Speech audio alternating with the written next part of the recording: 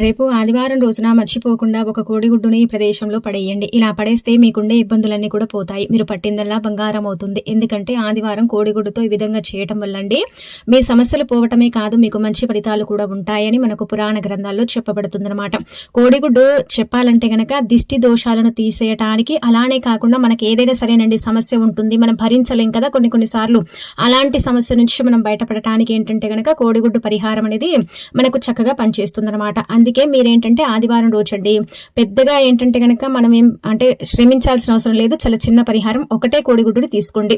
విపరీతంగా సమస్యలు ఉన్నాయండి, విపరీతంగా బాధలు ఉన్నాయండి, ఎంత చేసుకున్నా కానీ పోవట్లేదు అనుకుంటారు కదా, అలాంటి వాళ్ళు ఏంటంటే గనక రేపండి 4 గంటలు దాటిన తర్వాత, అంటే రేపు ఆదివారం సాయంత్రం 4 గంటలు దాటిన తర్వాత కోడిగుడ్డుని తీసుకొని దానిపైన మీ సమస్య రాయండి. కోడిగుడ్డు పైన ఏంటంటే గనక మీ సమస్య రాయండి.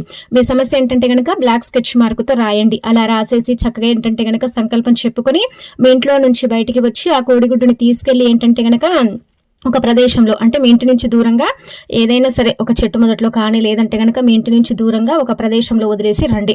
ఇలా రావటం వల్ల ఏంటంటే గనక మీ సమస్యలు తగ్గిపోతాయండి. మీ సమస్యల నుంచి మీరు బయటపడతారు. మెల్లిమెల్లిగా మార్పు వస్తుంది, ఒకటేసారి అయితే మార్పు రాదు.